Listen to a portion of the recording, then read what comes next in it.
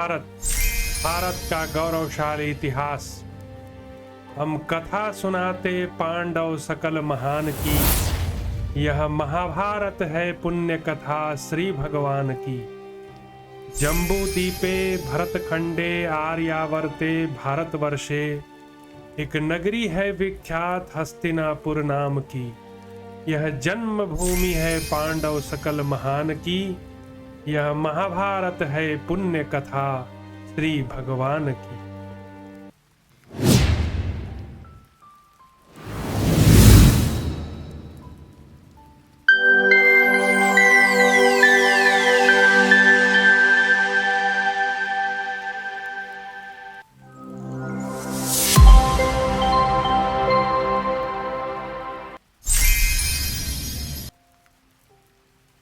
नमस्कार।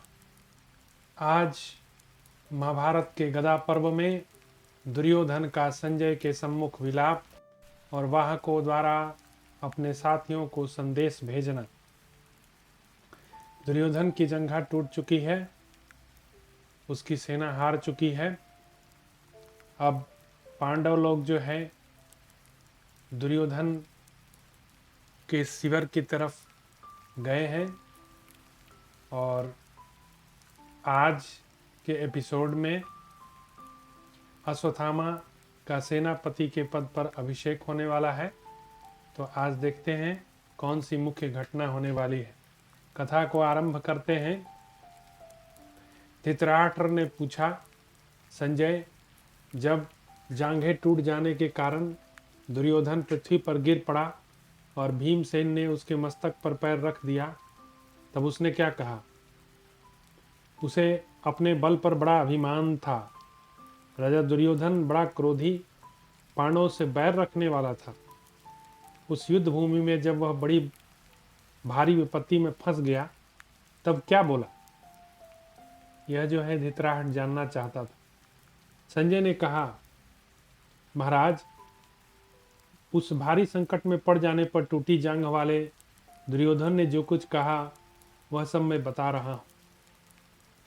जब कौरव नरेश की जांघ टूट गई, धरती पर गिर गया, फिर बिखरे हुए बालों को समेटता हुआ वहां दसों दिशाओं की ओर दौड़ने देखने लगा। बड़े प्रयत्न से अपने बालों को बांधकर सर्प के समान फुफकारते हुए उसने रोष और आंसुओं से भरे हुए नेत्रों द्वारा मेरी ओर देखा। उसके बाद दोनों भुजाओं को पृथ्वी पर रगड़कर मदोन्मत्त गजराज के समान अपने बिखरे केशों को हिलाता, दांतों से दांतों को पीसता तथा ज्येष्ठ पांडव युधिष्ठिर की निंदा करता हुआ उच्छ्वास ले इस प्रकार बोला। शांतनुनंदन भीष्म, अस्त्रधारियों में श्रेष्ठ कर्ण, शकुनी, कृपाचार्य, द्रोणाचार्य, अश्वत्थामा, शल्य, कृतवर्मा मेरे रक्षक थे, तो ही मैं इस दशा में पहुंच गया। निश्चय ही काल का उल्लंघन करना किसी के लिए भी अत्यंत कठिन है। महाबाहो, मैं एक दिन 11 छावनी सेना का स्वामी था, परंतु आज इस दशा में आ पड़ा हूँ। वास्तव में काल को पाकर कोई उसका उल्लंघन नहीं कर सकता। अभी देखिए, कल जो है भारत में एक बहुत दुखद पूर्ण घटना घटी है। एयर इंडिया का विमान जो है क्रैश कर गया।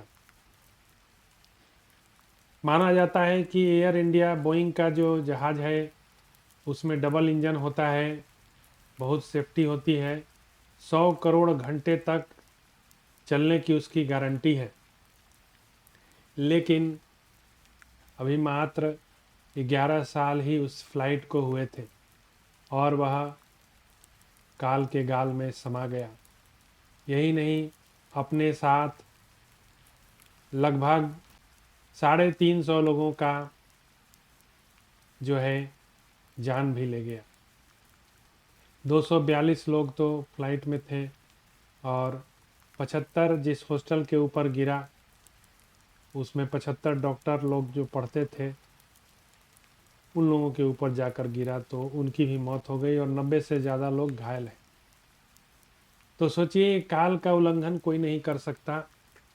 सब कुछ गारंटी होते हुए भी बोइंग जो है क्रैश हो गया।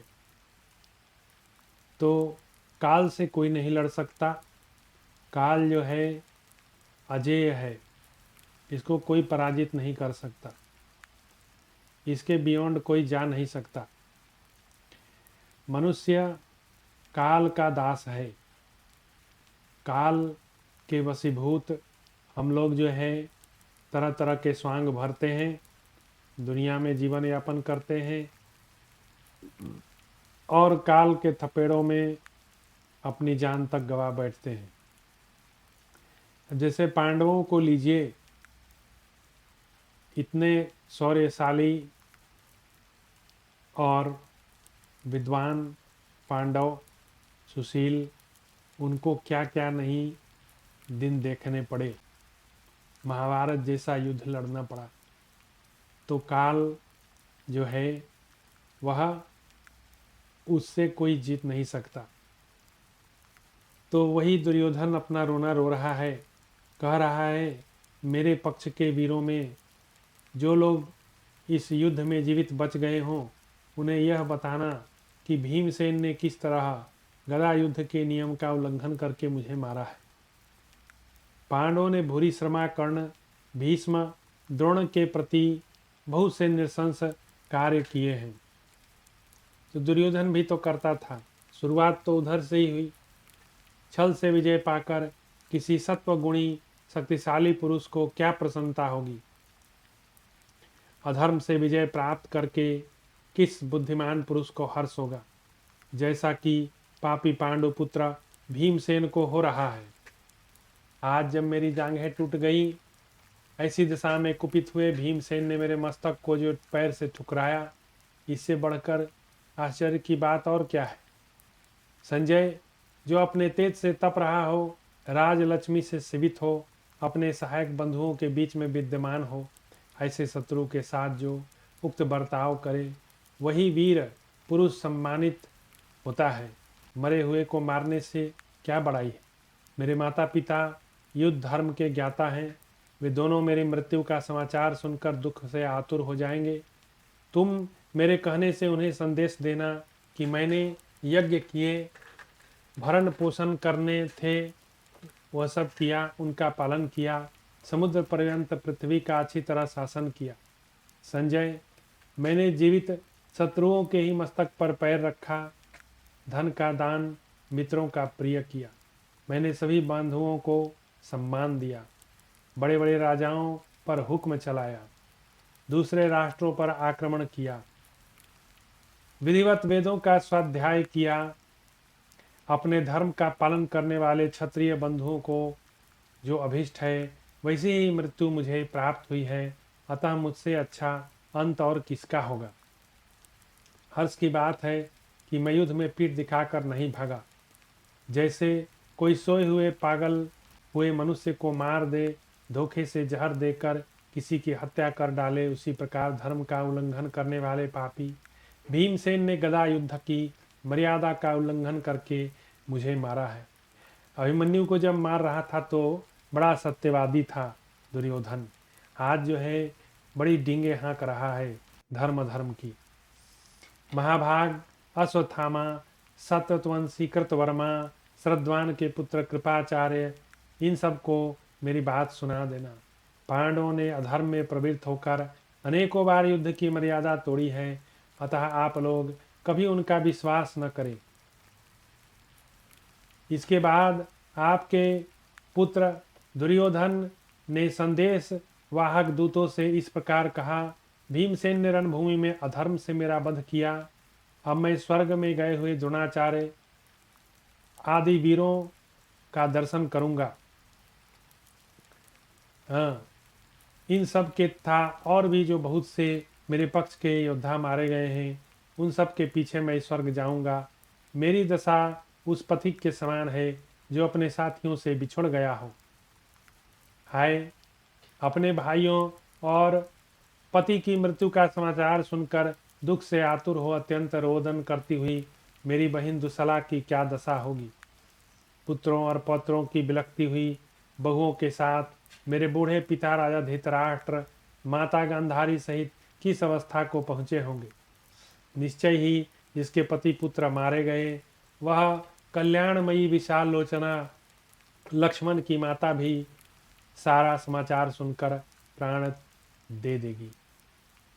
सन्यासी के वेश में सब और घूमने वाले प्रवचन कुशल चरवाकों को यदि मेरी दशा ज्ञात हो जाए तो वे महाभाग निश्चय ही मेरे बैर का बदला लेंगे। उन संदेशवाहकों ने आकर द्रोणपुत्र अश्वत्थामा से समाचार कह सुनाया। दुर्योधन की दशा देखकर अश्वत्थामा का विषाद और सेनापति के पद पर उसका अभिषेक। संजय कहते हैं, संदेशवाहकों के मुख से दुर्योधन के मारे जाने का समाचार सुनकर मरने से बचे हुए कौरव महारथी अश्वत्थामा, कृपाचार्य, कृतवर्मा, जो स्वयं भी तीखे बाण, गदा, तुमर शक्तियों से घायल थे, तेज चलने वाले घोड़ों से जुते हुए रथ पर सवार होकर युद्ध भूमि में आए। वहां आकर उन्होंने देखा धृतराष्ट्र पुत्र दुर्योधन मार गिराया गया है। मानो वन में कोई विशाल साल वृक्ष वायु के वेग से टूटकर धराशायी हो गया है। जैसे देव इच्छा से सूर्य का चक्र गिर पड़ा है, बहुत बड़ी आंधी चलने से समुद्र सूख गया हो। जैसे धन चाहने वाले भृत्यगण किसी श्रेष्ठ राजा को घेरे हैं, उसके मुंह पर भौहें तनी हुई हैं, आंखें क्रोध में चढ़ी हैं, गिरे हुए व्याघ्र के समान वह नरश्रेष्ठ वीर अमर से भरा हुआ दिखाई देता था। महाधनुर्धर दुर्योधन को पृथ्वी पर पड़ा हुआ देखकर कृपाचार्य आदि सभी महारथी मोह के वशीभूत हो गए।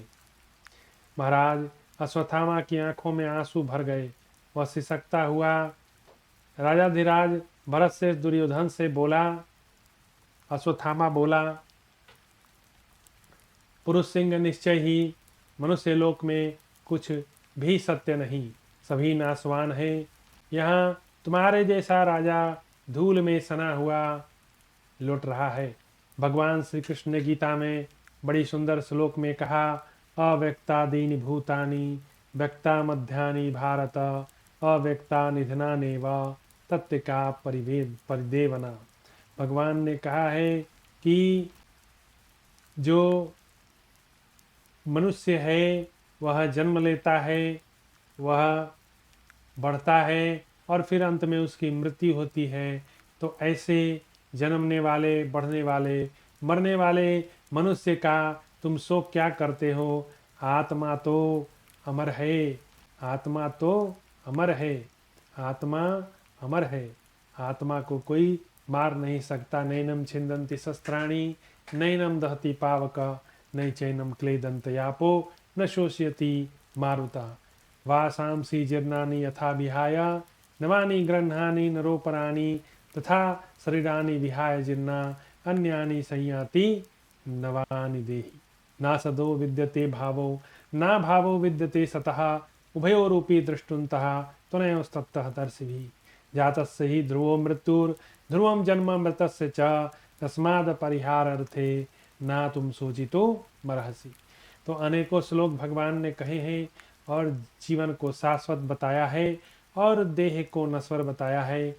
तो वही अश्वत्थामा यहाँ बोल रहा है, दुर्योधन तुम पहले संपूर्ण जगत के मनुष्य पर आधिपत्य रखकर सारे भूमंडल पर हुक्म चलाते थे, आज तुम वो कैसे पड़े हुए। ना तो मैं दुशासन को देखता हूँ न कर्ण को। निश्चय ही काल और लोगों की गति को जानना किसी प्रकार भी कठिन ही है, जिसके अधीन होकर आप धूल में सने हैं। दुर्योधन कहाँ है आपका वह निर्मल छत्र, कहाँ है व्यंजन, कहाँ गई आपकी विशाल सेना। तुम तो अपनी साम्राज्य लक्ष्मी के द्वारा इंद्र की समानता करने वाले थे। अत्यंत दुखी हुए अश्वत्थामा की बात सुनकर आपके पुत्र दुर्योधन के नेत्र से शोक के आंसू बहने लगे। उसने दोनों हाथों से नेत्रों को पोंछा और कृपाचार्य आदि समस्त वीरों से यह समयोचित वचन कहा। मित्रों, इस मृत्युलोक का ऐसा ही धर्म है, विधाता ने ही इसका निर्देश किया है, ऐसा कहा है। इसलिए काल क्रम से एक न एक दिन संपूर्ण प्राणियों के विनाश की घड़ी आ ही जाती है। वही यह विनाश का समय मुझे प्राप्त हुआ है, जिसे आप लोग प्रत्यक्ष देख रहे हैं।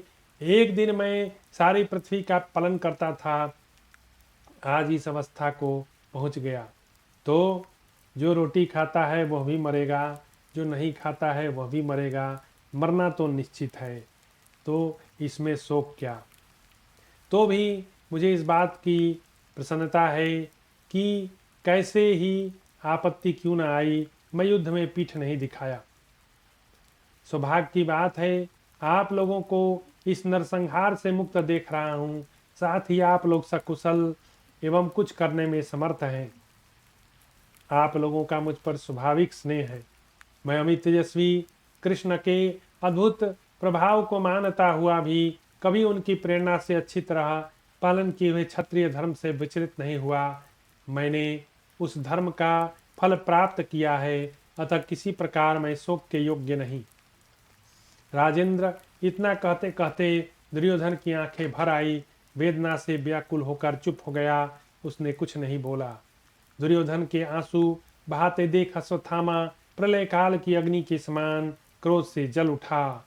रोष के वेश में भरकर उसने हाथ पर हाथ दबाया। अश्रु गदगद वाणी करके उसने दुर्योधन से कहा। अश्वत्थामा बोला, राजन,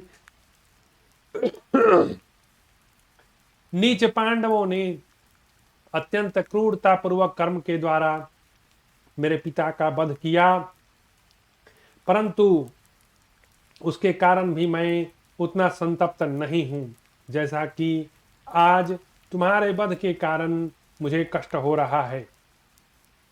प्रभो, मैं सत्य की शपथ खाकर जो कुछ कह रहा हूं, मेरी इस बात को सुनो। मैं अपने इष्ट अपूर्त दान धर्म शुभ कर्मों की शपथ खाकर प्रतिज्ञा करता हूं कि आज श्री कृष्ण के देखते देखते संपूर्ण शुभ कर्मों की शपथ खाकर कहता हूं कि देखते देखते संपूर्ण पांचालों को सभी उपायों द्वारा यमराज के लोक भेज दूंगा। द्रोणपुत्र का यह मन को प्रसन्न करने वाला वचन सुनकर दुर्योधन ने कृपाचार्य से कहा, आचार्य, आप जल्दी ही जल से भरा हुआ कलश लाइए। राजा की बात सुनकर कृपाचार्य जल से भरा कलश ले आए। तब दुर्योधन ने, श्रेष्ठ, आपका कल्याण हो ऐसा कहकर, यदि आप मेरा प्रिय करना चाहते हैं, मेरी आज्ञा से द्रोणपुत्र का सेनापति के पद पर अभिषेक कीजिए। ब्राह्मण को विशेषतः राजा की आज्ञा से क्षत्रिय धर्म के अनुसार बर्ताव करना चाहिए। राजा की बात सुनकर शरद्वान के पुत्र कृपाचार्य ने उसकी आज्ञा के अनुसार अश्वत्थामा का सेनापति के पद पर अभिषेक कर दिया। नरेश्वर, शोक से व्याकुल चित्त हुए वे तीनों महारथी उस युद्ध भूमि में तुरंत ही दूर हट गए और चिंता एवं कर्तव्य के विचार में निमग्न हो गए। तो यहाँ पर शल्य पर्व का समापन होता है। अब हम लोग एक दूसरे पर्व में प्रवेश करने वाले हैं, जिसका नाम है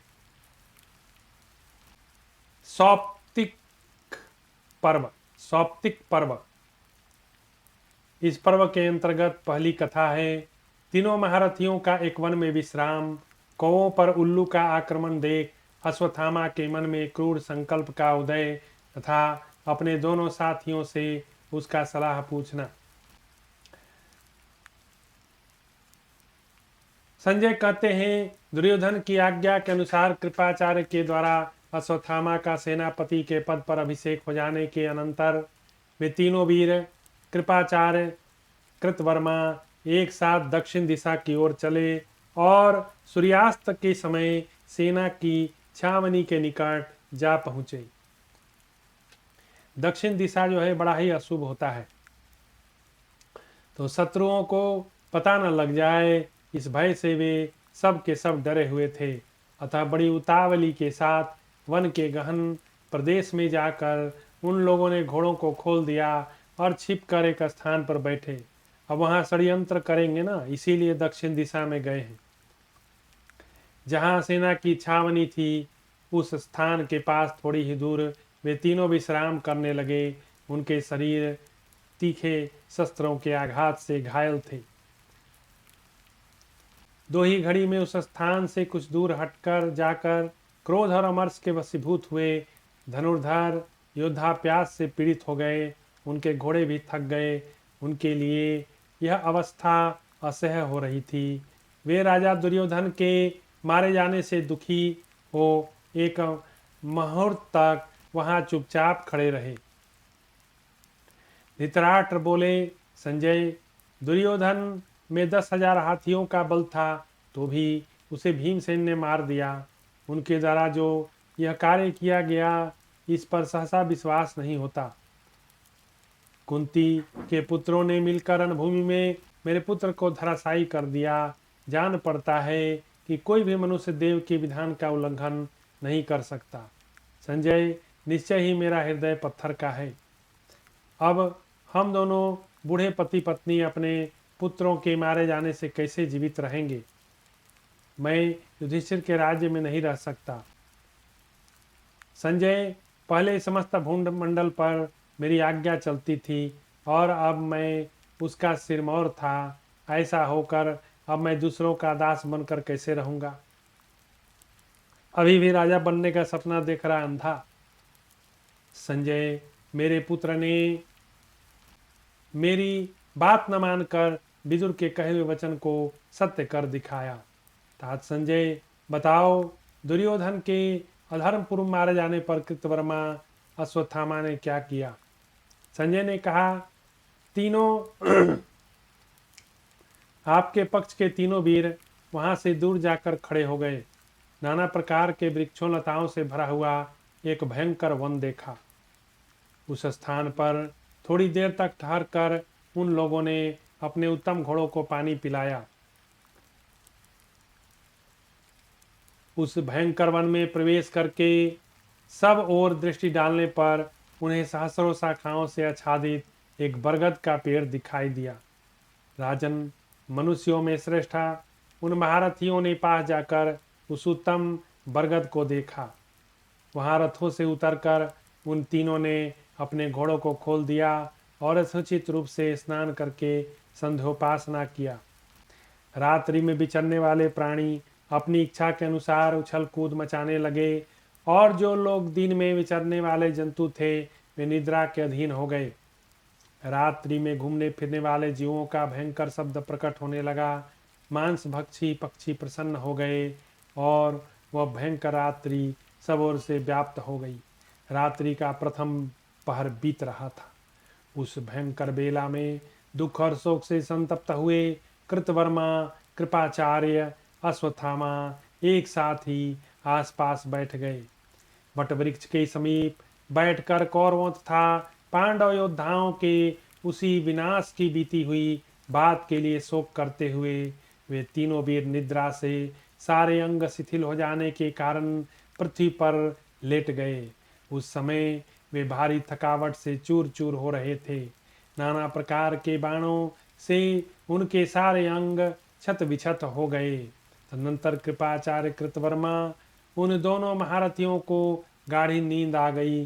वे सुख भोगने के योग्य थे, सुख पाने के योग्य कदापि, दुख पाने के कदापि योग्य नहीं थे, तो भी धरती पर सो गए।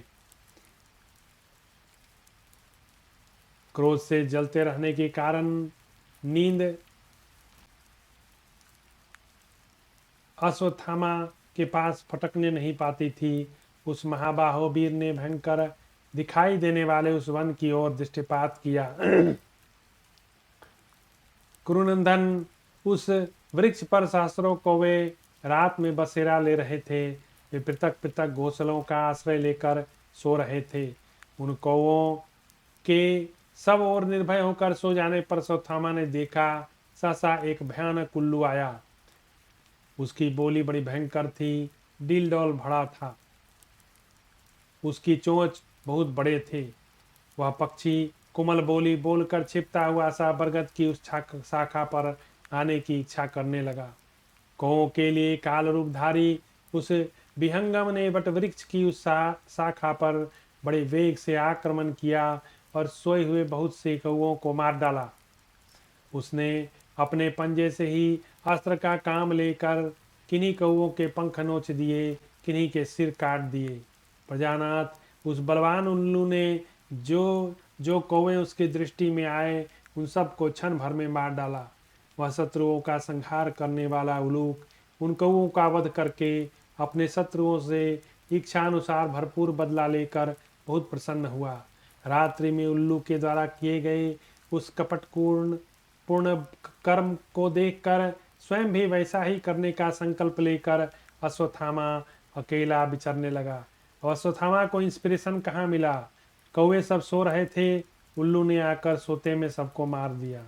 तो अश्वत्थामा को उसी घटना से यह इंस्पिरेशन मिला, क्यों ना आज पांडव छावनी में जो वीर सो रहे हों उनको रात्रि में सोते सोते अटैक किया जाए शिविर पर, और शिविर पे अटैक करके उन सबको सोते में इस उल्लू की तरह मार डाला जाए। पांडव उस समय समर से उल्लसित हो रहे थे।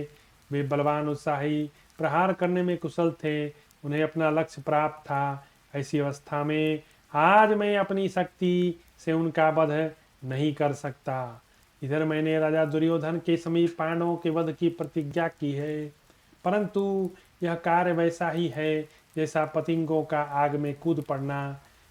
मैंने जिस वृत्ति का आश्रय लेकर पूर्वोक्त प्रतिज्ञा की है वह मेरा ही विनाश करने वाली है। इसमें संदेह नहीं कि यदि मैं न्याय के अनुसार युद्ध करूंगा तो मुझे अपने प्राणों का परित्याग करना पड़ेगा। यदि छल से काम लूं तो अवश्य मेरे अभिष्ट की सिद्धि होगी। इस लोक में जिस कार्य को ग्रहणीय समझा जाता है, जिसकी सब लोग भरपेट निंदा करते हैं, वह भी क्षत्रिय धर्म के अनुसार बर्ताव करने वाले मनुष्य के लिए कर्तव्य माना गया है। इस विषय में न्याय पर दृष्टि रखने वाले धर्म चिंतक तत्वदर्शी पुरुषों ने प्राचीन काल में ऐसे श्लोकों का गान किया है जो तात्विक अर्थ का प्रतिपादन करने वाले।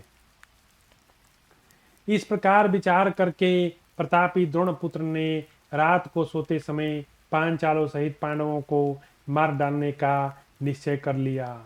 अब जो है प्लानिंग इज डन, कैसे मारना है। इस प्रकार विचार करके द्रोणपुत्र ने रात को सोते समय पांचालों सहित पांडवों को मारने का निश्चय किया। क्रूरतापूर्वक बुद्धि का आश्रय लेकर उपयुक्त निश्चय करके अश्वत्थामा ने सोए हुए अपने मामा कृपाचार्य को कृतवर्मा को जगाया। जागने पर महाबली कृपाचार्य कृतवर्मा ने अश्वत्थामा का निश्चय सुना, तब वे लज्जा से गड़ गए।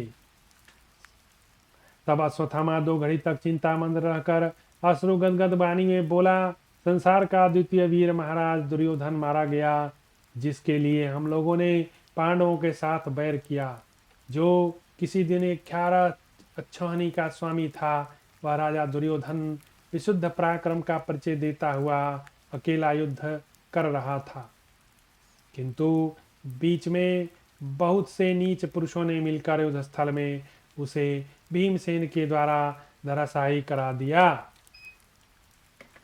एक मूर्धाभिषिक्त सम्राट के मस्तक पर लात मारते हुए भीमसेन ने बड़ा ही क्रूरतापूर्वक कार्य किया।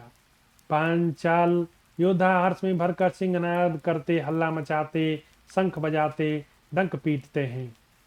खींचते हुए घोड़ों, चिघाड़ते हुए हाथियों की आवाज के साथ सूरवीरों का यह महान सिंहनाद सुनाई दे रहा है।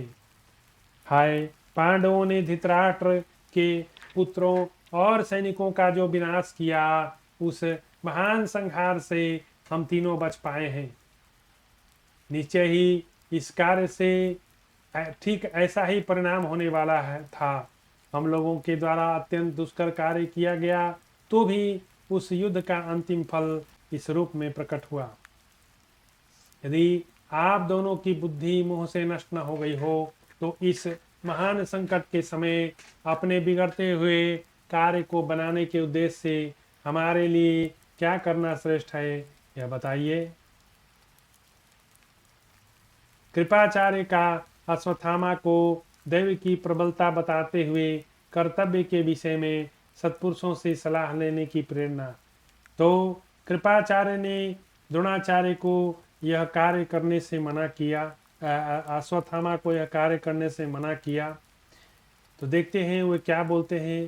कृपाचार्य जी कहते हैं, सभी मनुष्य प्रारब्ध पुरुषार्थ दो प्रकार के कर्मों से बंधे हैं, इन दो के सिवा दूसरा कुछ नहीं है। यदि कोई पुरुषार्थ न करके दैव इच्छा से ही कुछ पा जाता है अथवा पुरुषार्थ करके भी कुछ नहीं पाता, इन दोनों प्रकार के मनुष्यों का मिलना बहुत कठिन है। जब मनुष्य मोह के वशीभूत हो, हित का निर्णय करने में असमर्थ हो जाए, तब उसे अपने सुहृदों से सलाह लेनी चाहिए। वहीं उसे बुद्धि और विनय की प्राप्ति हो सकती है। पूछने पर वे विद्वान हितैषी अपनी बुद्धि से उसके कार्यों के मूल कारण का निश्चय करके जैसी सलाह दें उसे वैसा करना चाहिए। हमारे पूछने पर वे लोग अब हमारे लिए जो श्रेष्ठकर कार्य बतावे वही हमें करना चाहिए। कार्य को आरंभ न करने से कहीं कोई भी प्रयोजन सिद्ध नहीं होता, परंतु पुरुषार्थ करने पर जिनका कार्य सिद्ध नहीं होता है वे निश्चय ही दैव के मारे हुए हैं। इसमें कोई अन्यान विचार नहीं करना चाहिए। अश्वत्थामा का कृपाचार्य कृतवर्मा को उत्तर देते हुए उन्हें अपना क्रूरतापूर्ण कर्म निश्चय बताना। संजय कहते हैं, महाराज, कृपाचार्य का वचन धर्म अर्थ से युक्त मंगलकारी था। उसे सुनकर अश्वत्थामा दुख शोक में डूब गया। उसके हृदय में शोक की अग्नि प्रज्वलित थी। वह कृपाचार्य और कृतवर्मा से बोला, मामाजी, प्रत्येक मनुष्य पृथक पृथक बुद्धि होती है, वही उसे सुंदर जान पड़ती है। अपनी अपनी बुद्धि से सब लोग अपना अलग अलग संतुष्ट रहते हैं। समय के फेर से उसी मनुष्य की वही बुद्धि विपरीत होकर परस्पर विरुद्ध हो जाती है। आज संकट में पड़ने पर मेरे अंदर जो बुद्धि पैदा हुई है उसे मैं आप दोनों को बता रहा हूँ। वह मेरे शोक का विनाश करने वाला है। मन इंद्रियों को वश में न रखने वाला ब्राह्मण अच्छा नहीं माना जाता। तेजोहीन क्षत्रिय अधम समझा जाता है। अतः आज मैं अपनी रुचि के अनुसार उस क्षत्रिय धर्म का सहारा लेकर अपने महात्मा पिता तथा दुर्योधन के पथ का अनुसरण करूंगा। रात में सुस्थिर चित्त से सोए हुए उन पांचालों के अपने ही शिविर में घुसकर मैं उन सब का संहार कर डालूंगा। समूचे शिविर का ऐसा विनाश करूंगा जो दूसरे के लिए दुष्कर है। जैसे प्रलय के समय क्रोध में भरे हुए साक्षात पिनाकधारी रुद्रा समस्त पशुओं पर आक्रमण करते हैं, उसी प्रकार आज युद्ध में मैं पांचालों का विनाश करता हुआ उनके लिए काल रूप हो जाऊंगा। आज रात में मैं शीघ्र ही पांचाला धृष्टद्युम्न के सिर को पशु के मस्तक की भांति बलपूर्वक मरोड़ूंगा। गौतम, आज रात के युद्ध में सोए हुए पांचालों और पांडवों के पुत्रों को भी मैं अपनी तीखी तलवार से टूक टूक कर दूंगा। महामते, आज रात को सोते समय उस पांचाल सेना का वध करके मैं कृतकृत्य हो जाऊंगा। तो आज की कथा इस प्रकार सैप्तिक पर्व में अश्वत्थामा की मंत्र विषयक तीसरा अध्याय पूरा हुआ। अब अगली कथा अगली बार। बहुत बहुत धन्यवाद।